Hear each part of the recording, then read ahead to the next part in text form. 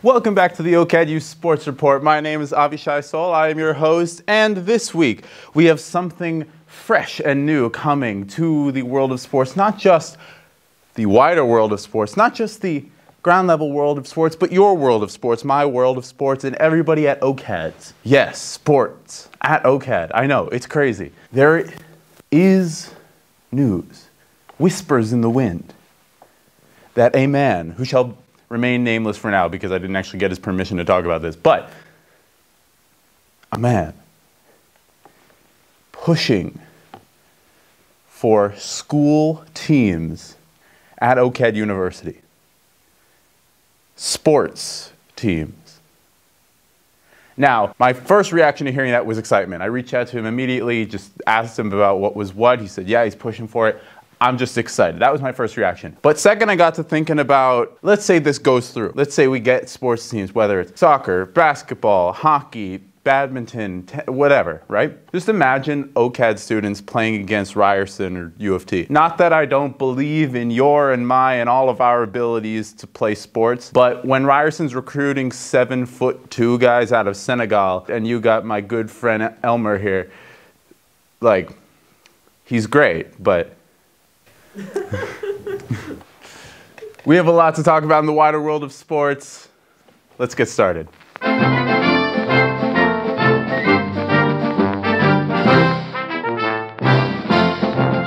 First, the big news on everybody's mind is March Madness. The NCAA tournament is continuing strong with the Sweet 16. Some news: Duke beat Texas Tech, Villanova beat Michigan, Houston beat Arizona, and Gonzaga lost to Arkansas. Gonzaga was previously a favorite, and so the fact that they're gone is a big deal. That's no Chet Holmgren, no Drew Timme, and no more Zaga. Let's talk about some more basketball, but moving to the NBA, specifically the Toronto Raptors, who have been blazing the trail from the bottom of the playoff race now to the middle. They're fighting for the 6th seed, currently tied with the Cleveland Cavaliers in wins and losses. They beat them last Thursday, a game that I actually went to. I saw the Raptors beat the Cavs, beat them down, as a matter of fact. A big contributor to that was the return of OG Anunoby, longtime Raptor and excellent 3-and-D player. He's back from his finger injury. Gary Trent, also an injury scare, but the MRIs and X-rays came back negative. He'll be fine. As the Raptors continue to surge, both against Cleveland through the East, but then also on a personal level for one Scotty Barnes, who divested Cavaliers rookie Evan Mobley, who is the only man ahead of Scotty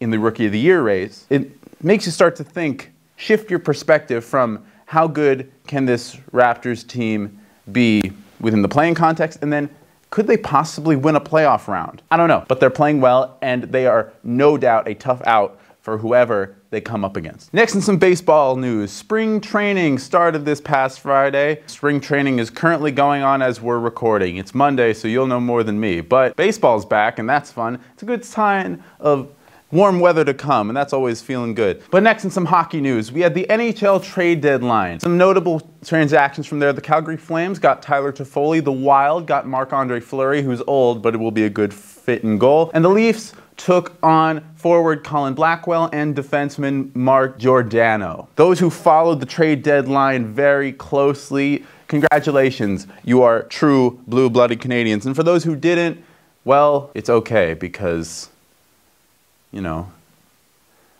the Leafs are just going to lose in the first round anyway.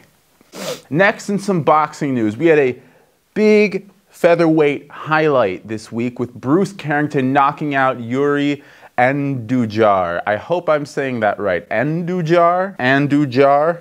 Knocked him out. This wasn't a title fight, but it was a big fight. And near the end of the 5th round, Carrington released one of the most brutal combinations of the year. I'll show the clip right now. Carrington setting him up. Looking ugly. That's what he's doing. He's setting him up. He's letting him work. Now using the jab, sticking him on the outside, and here comes the counter. What a left hook! The leg is bent once again.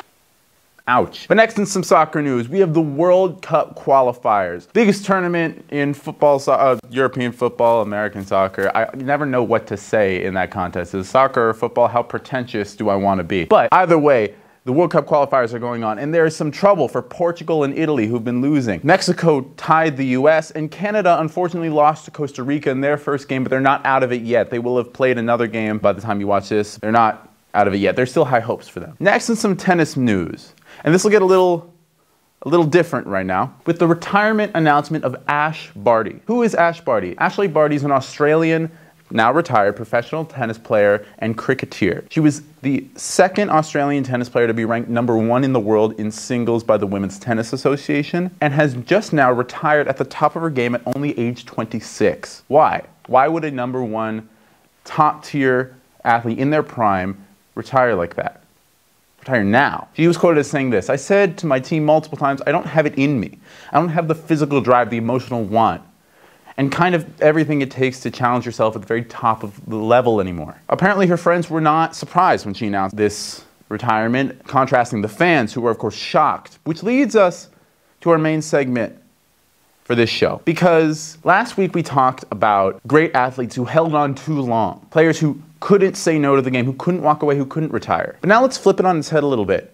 Talk about players who retired early. Of course, the first name that comes to mind is the great Michael Jordan, who retired a total of 3 times in his career. First after the 1992-93 season, coming off a title, his 3rd. Then again after 1998, after the iconic shot, again another title, beating the Utah Jazz for his 6th. And then finally after the 2001-2002 season, where Jordan retired as a Wizard for the 3rd and final time. There have been lots of speculation about why this happened. Some rumors about maybe his gambling problems caused it, but mostly it had to do with him losing motivation for the game following the tragic murder of his father. Another notable name who retired early was John Urschel. Retired at 26. He was a football player, guard, and he retired mainly because he wanted to pursue a doctorate at MIT. Really smart guy, but also, and this may also play into how smart he is, after educating himself further on the effects football has on the brain and the damage it can cause, he felt he could no longer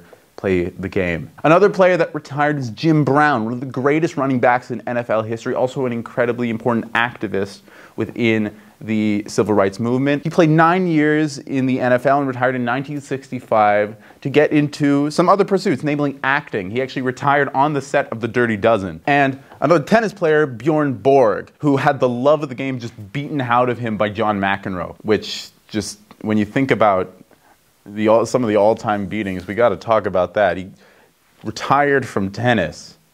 Just McEnroe was something else, really. Either way, all these players have different reasons, but a through line of all of it is a loss of drive, that they don't have the same fire, the same motivation to pursue the game that has taken them so far. And while some of us might not understand that, those fans who love the game, we don't really comprehend the amount of physical, emotional, and mental sacrifice being a professional and especially top-tier athlete demands. It's a day in, day out, constant 365-day-a-year process that sucks everything you have out of you. And so while these champions of their sport may make millions, may carry heaps of talent on their shoulders, it is a different kind of marathon to maintain that motivation for so long, for so many years, so strong. That's why when I hear stories about players retiring, especially players retiring young and for reasons that are centered around their mental state, their emotional state, their lack of drive or lack of commitment to the game that once enraptured them, I don't blame them. I understand. How many of us have given up on something because we don't want to do it anymore? It's the simplest and most human reasons to retire. So when it comes to this most recent retirement of Ash Barty, let's be understanding, let's be supportive. Which leads us to our final segment, this week's Athlete of the Week. This week's Athlete of the Week is my friend Zach. Zach, this is actually a real thing. I know a lot of the times Athlete of the Week is an opportunity to goof on my family and friends, but Zach's actually doing some good work here. Zach has been committed himself to a diet and a gym plan, which is no small thing. How many of us have put on a couple or taken a couple off during the pandemic, and now that we're really starting to get towards the warmer months, and Zach has been going to the gym every day and doing this eating stuff, and I just wanted to give him a shout out because that's not easy, especially up here, and to do it consistently every day. So good for you, Zach. You are this week's Athlete of the Week. This has been the OCAD Youth Sports Report. My name is Avishai Sol, and I will see you all next week. Go Raptors.